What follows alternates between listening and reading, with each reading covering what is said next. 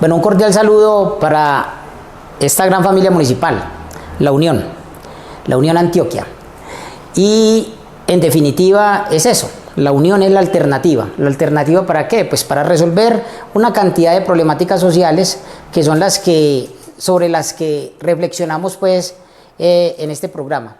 ¿Y por qué reflexionamos? Porque es importante que nos ubiquemos en un contexto jurídico básico para poder entender no solo los problemas sociales, sino además las posibles alternativas de solución que cada uno de ellos tiene y la responsabilidad que tenemos nosotros como parte de este cuerpo social.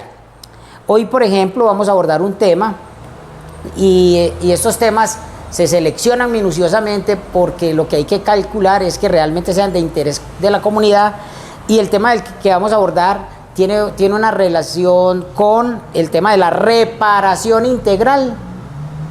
La reparación integral de la que nos habla la ley 1448 de 2011. Ahorita que hablemos del marco legal, entonces las personas pues que no tienen formación de abogados ni nada de esas cosas, que tampoco vamos a salir abogados de aquí pues por conversar de temas legales, pero sí es importante, repito, un conocimiento básico de nuestro ordenamiento jurídico, saber al menos de que eso está en nuestro ordenamiento jurídico y entender básicamente cómo funciona, dónde hago reclamaciones, dónde hago solicitudes, dónde me pueden explicar de una manera más de fondo los temas sobre los cuales en este programa reflexionamos.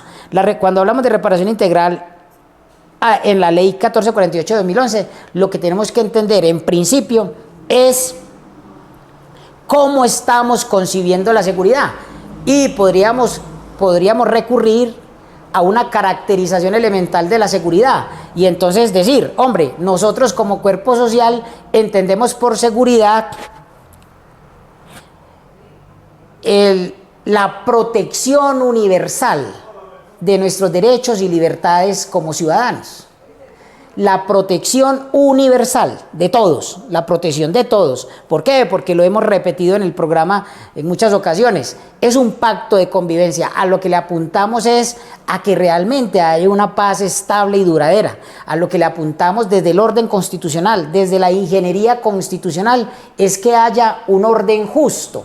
Y para que haya un orden justo es necesario que hayan pactos de convivencia, y es por eso que hemos mencionado y lo volvemos a repetir, que ese pacto de convivencia consiste en que yo no te hago daño a vos y vos no me haces daño a mí. Y ahí hay un principio para poder empezar a predicar y a poner en práctica lo que denominamos como la sana convivencia. Entonces la seguridad la entendemos desde ese punto de vista, como esa protección universal, no focalizada, no para unos cuantos, sino para todos. La protección universal a nuestra vida y a nuestros bienes.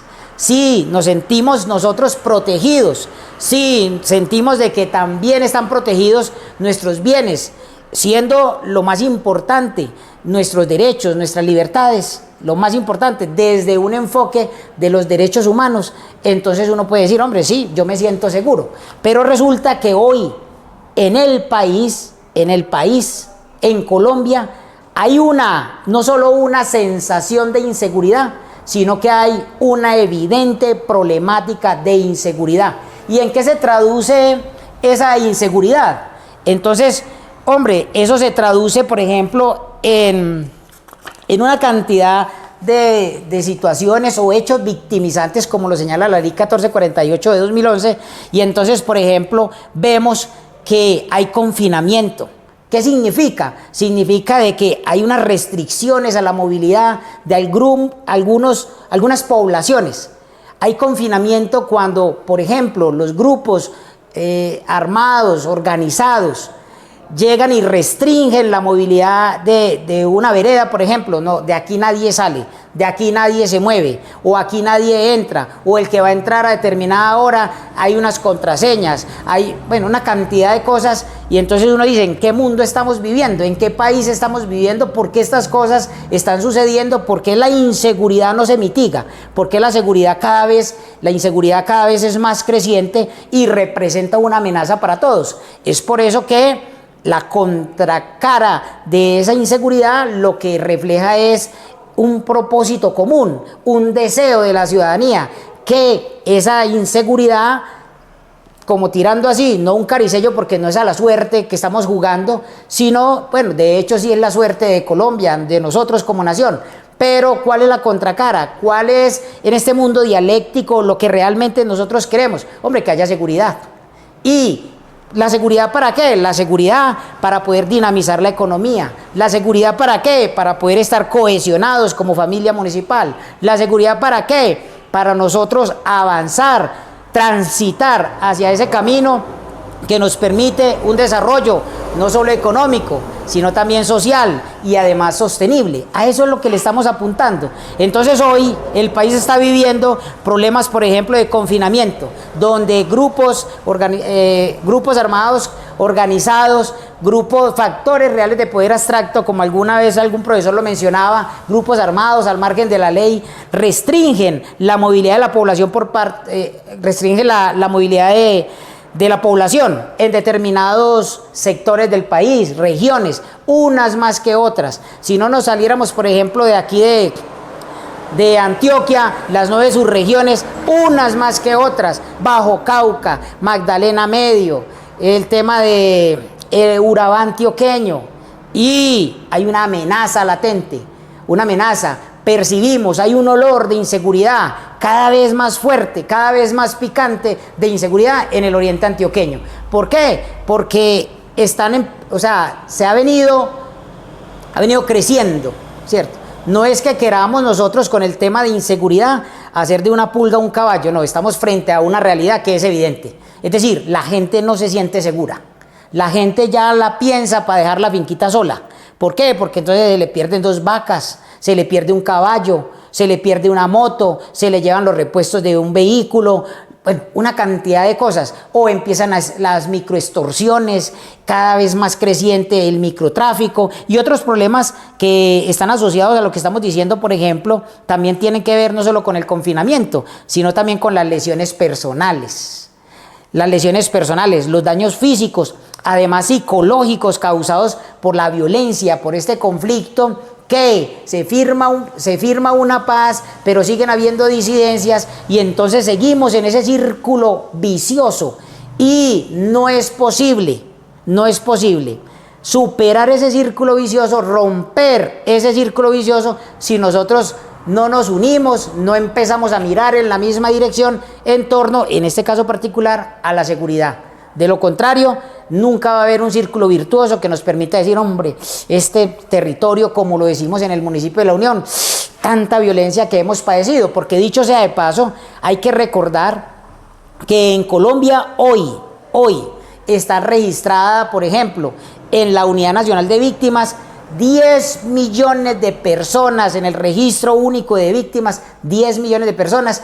Y uno podría incluso aventurar un comentario o más bien una afirmación, ¿por qué no? ¿Cuántas personas que siendo víctimas nunca, por su incredulidad cada vez más en el Estado, en los gobiernos, no declaran su condición de víctima?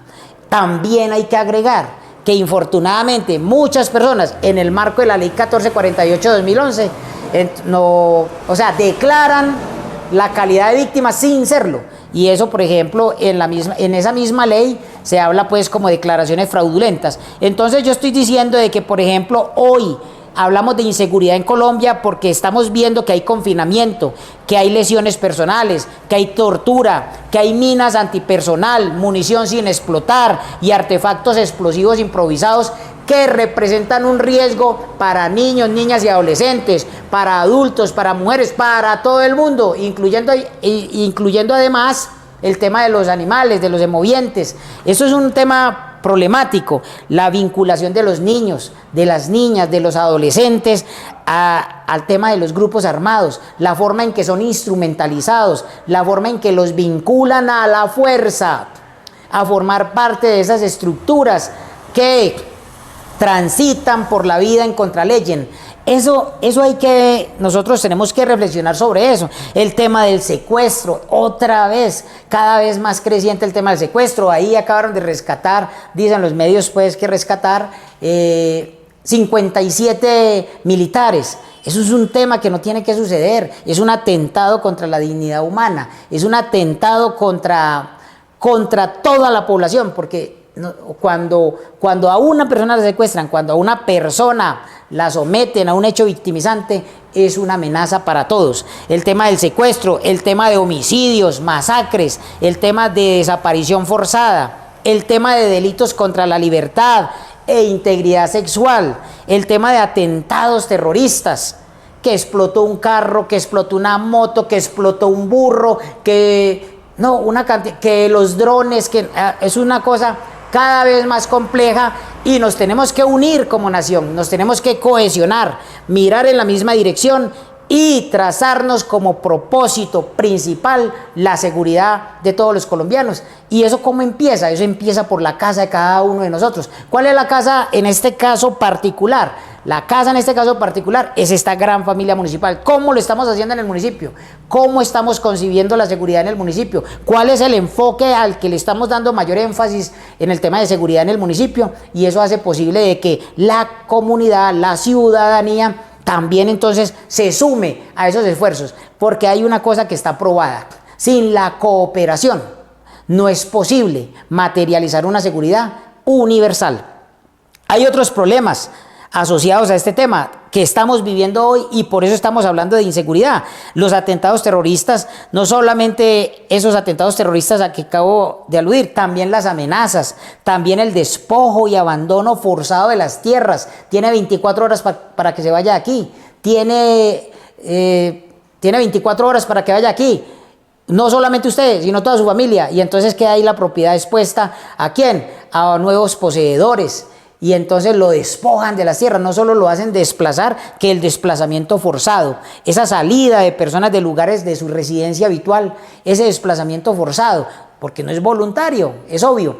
Y entonces también se constituye en un hecho victimizante y forma parte de ese grueso de 10 millones de personas que hoy figuran infortunadamente en el registro único de víctimas. Hay muchos casos que cada una de las personas que nos estén escuchando, que nos estén viendo en este programa, pueden recordar en torno a esto, porque en el municipio de La Unión también hay víctimas, hay una cantidad de víctimas. Hoy, por ejemplo, hay muchas personas que infortunadamente están expuestas y que están padeciendo muchas de estas problemáticas que yo acabo de mencionar. Recuerdo el caso, por ejemplo, de una persona en otra subregión del departamento antioqueño. Recuerdo el caso de una señora, y como ella hay muchos casos, ¿cierto? Esta señora, por ejemplo, llegaron a la casa de ella en una vereda y se le llevaron al esposo y a los 2 hijos. Y no volvieron ni el esposo ni los hijos. Por allá, como a los 2 meses, se entera de que, pues, ya ella daba por sentado, pues, que los habían matado.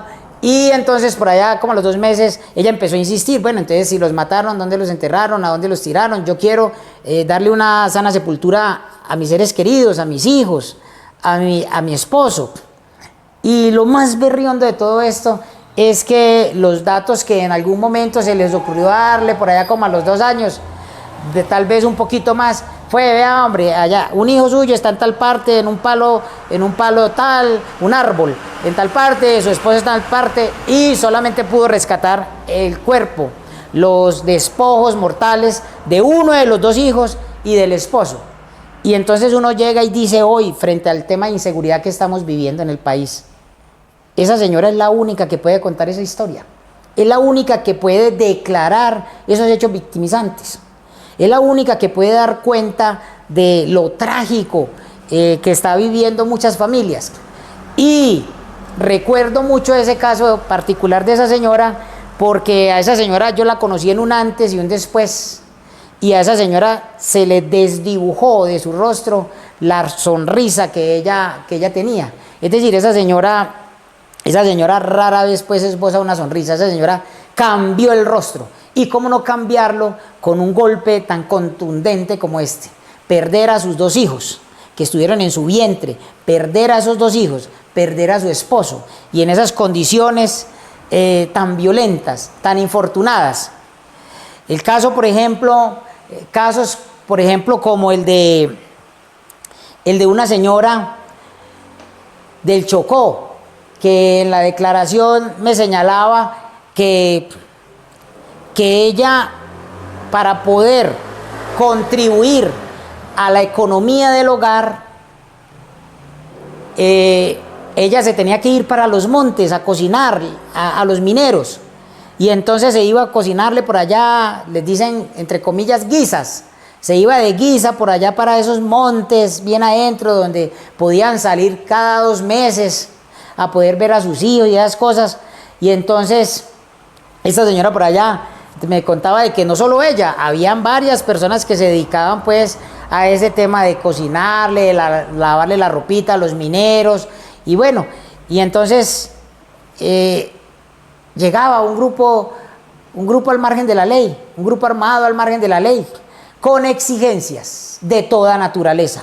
Nos hace el favor y nos lava los uniformes, nos hace el favor y ni siquiera el favor, nos cocina, nos lava los uniformes, tal cosa, y además no faltaba cuál de ellos quería de alguna manera atentar contra la libertad e integridad sexual, no solo de ella, sino de ellas, de las señoras que estaban al igual que ella tratando de conseguirse un peso para sostener a sus hijos. Entonces, estas realidades, ¿quién las cuenta? Solo ellas.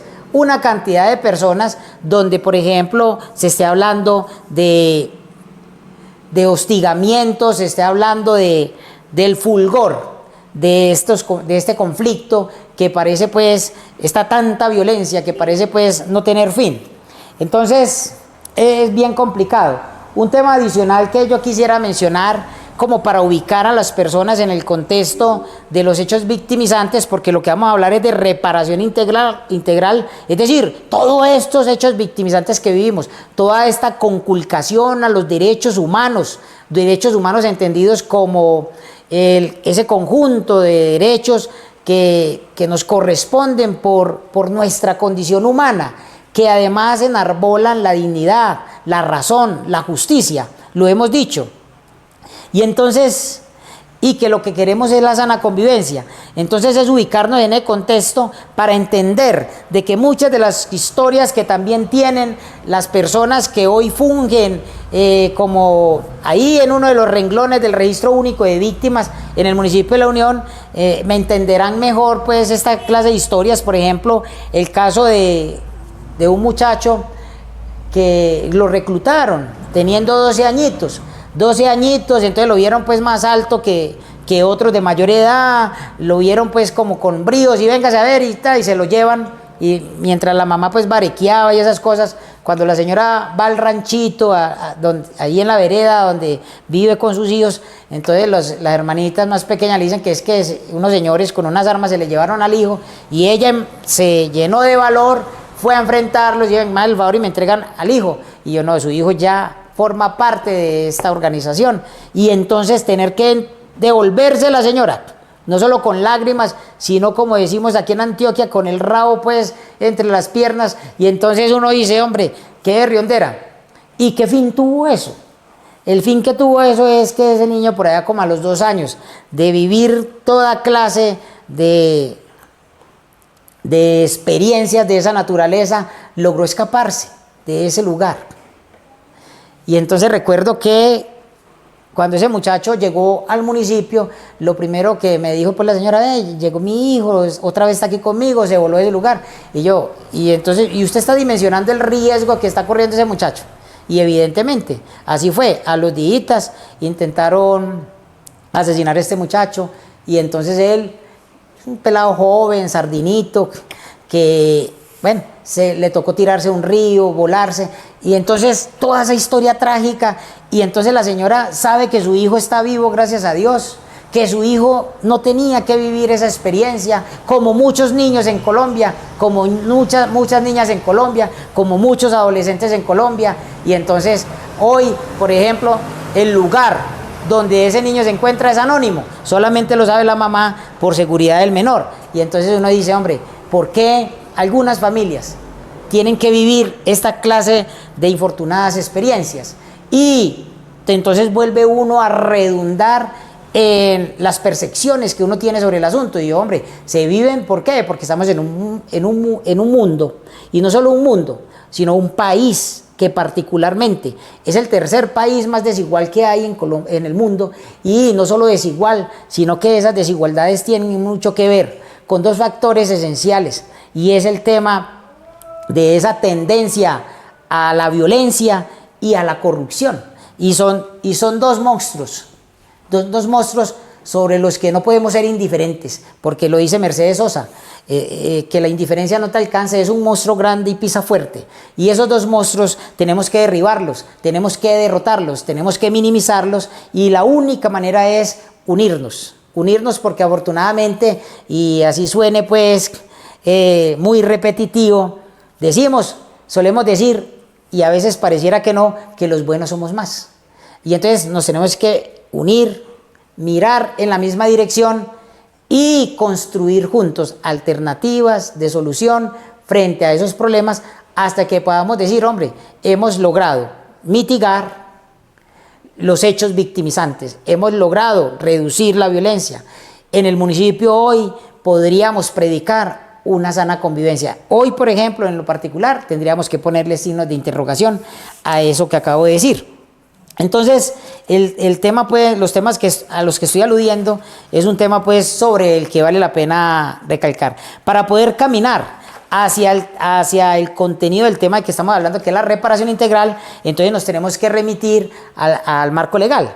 Recuerdo yo con curiosidad que recientemente escuchaba yo a un concejal de la Unión diciendo, hombre, lo que pasa es que el doctor Yalí no hace sino referencia al tema de las leyes.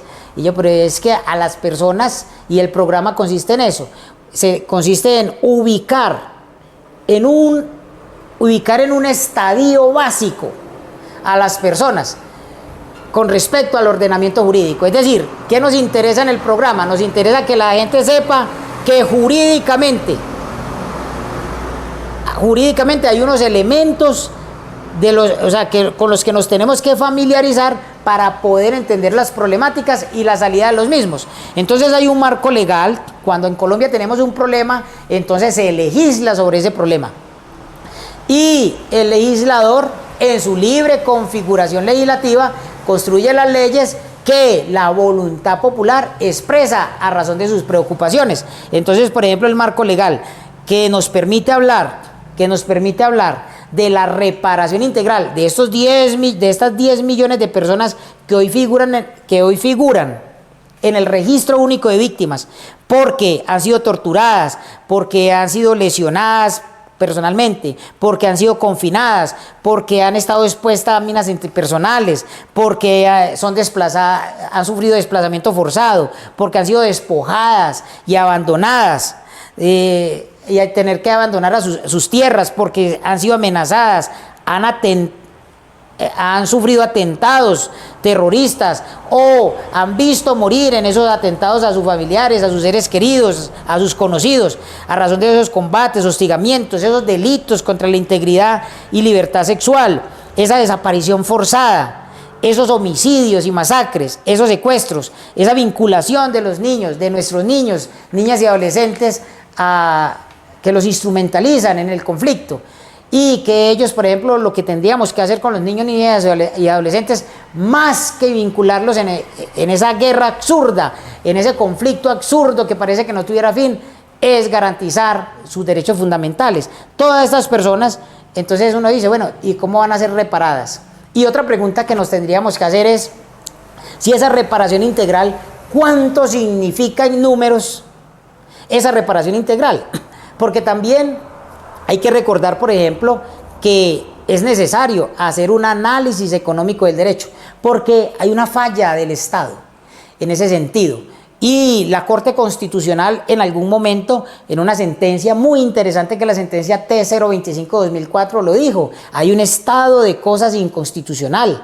¿Y qué es un estado de cosas inconstitucional? Algo así como que la Corte Constitucional, como guardiana de la Constitución, se le ocurriera decirle de manera directa al gobierno nacional, vea hombre, el Estado está fallando en la manera de brindar una seguridad universal al pueblo colombiano.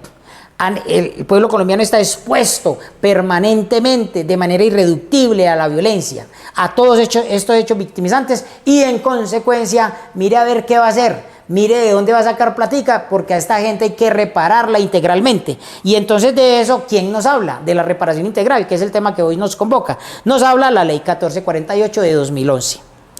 ¿Qué nos dice la ley 1448 de 2011 en su artículo primero, que habla del objeto? Es decir, ¿cuál es el objeto de esa ley? Entonces decimos, hombre, la presente ley tiene por objeto establecer un conjunto de medidas judiciales, administrativas, sociales y económicas, individuales y colectivas, en beneficio de las víctimas de las violaciones contempladas en el artículo tercero de esta ley, de la ley 1448 de 2011.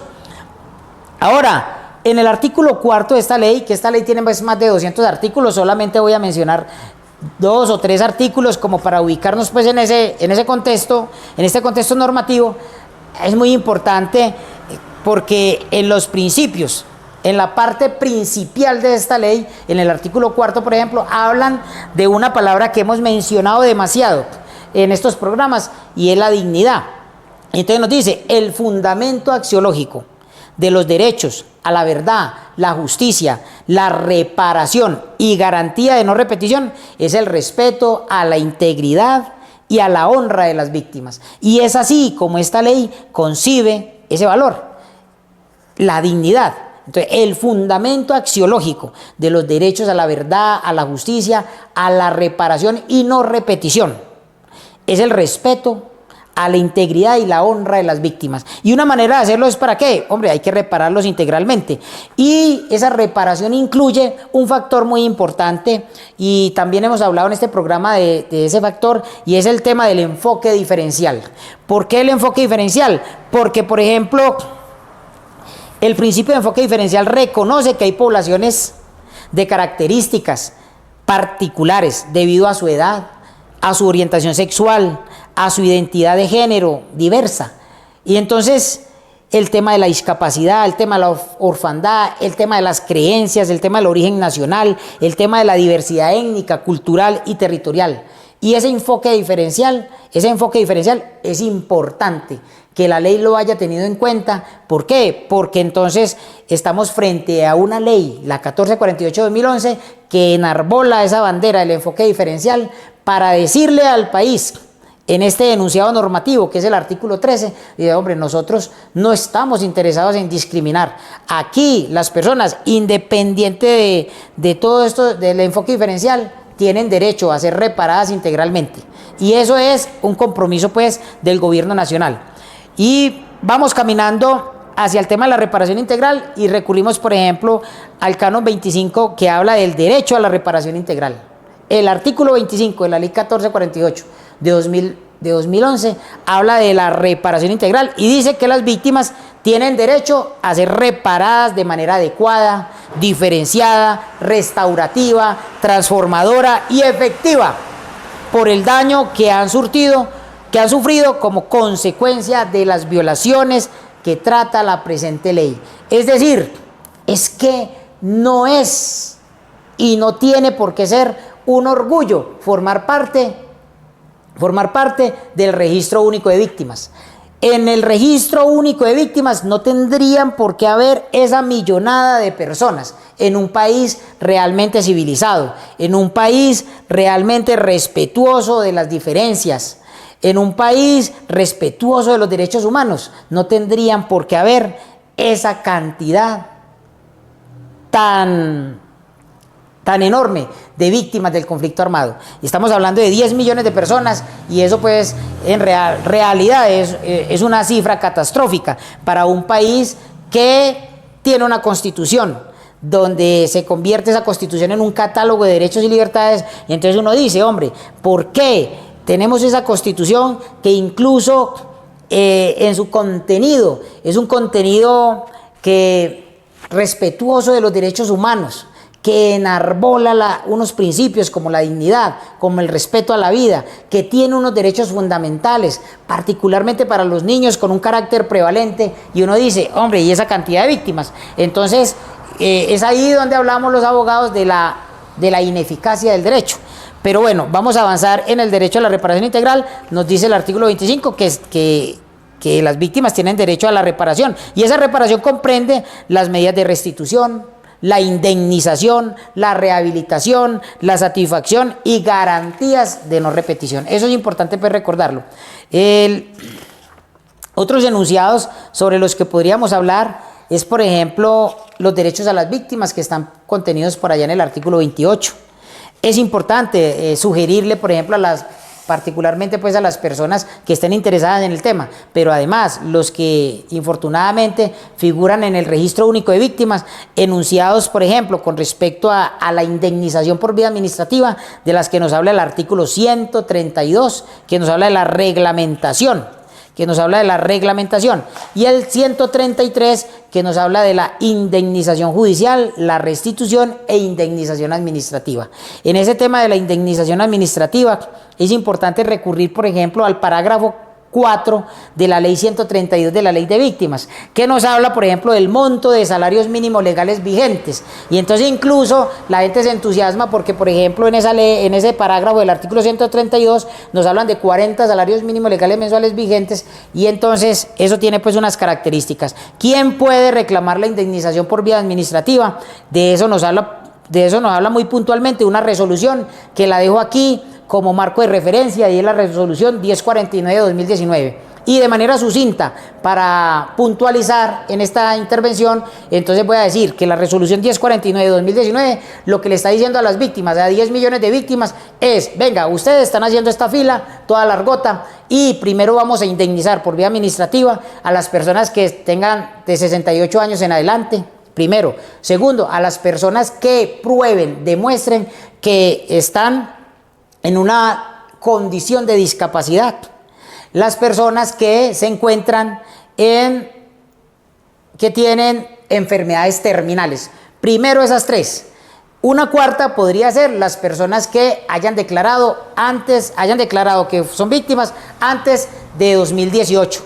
De eso nos habla la resolución 1049. Y termino mencionando lo que nos dice la ley 2294 de 2023, que es el actual Plan Nacional de Desarrollo, que en el artículo 8 dice: plan de acción para la aceleración de pago de indemnizaciones administrativas, que pareciera que es una excepción a esa norma que nos acaba de señalar la resolución 1049 de 2019, y lo menciono por lo siguiente, porque en ese enunciado, en ese artículo, dice de que con la entrada en vigencia de la ley 2294 de 2023, que entró en vigencia el 19 de mayo de 2023, el gobierno nacional, tenía 18 meses para indemnizar al mayor número de víctimas del conflicto armado.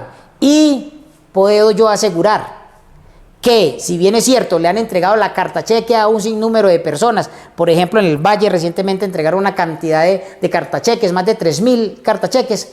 Hoy todavía el gobierno nacional está quedado frente a esa promesa que plasmó por escrito en el artículo 8 de la ley 2294 de 2023. Yo les agradezco mucho que nos escuchen en torno a estas reflexiones, porque hemos considerado en la selección que hacemos de cada uno de los contenidos de este programa que esto ayuda a enriquecer la cultura del municipio de La Unión, y más que todo en los conceptos básicos de nuestro ordenamiento jurídico, para que seamos en un futuro inmediato una familia municipal llena de ciudadanos avisados, de ciudadanos ilustrados en torno a los conceptos básicos de nuestro ordenamiento jurídico, para no mendigar, sino exigir el ejercicio efectivo de nuestros derechos. Muchas gracias, muy amables por escucharnos.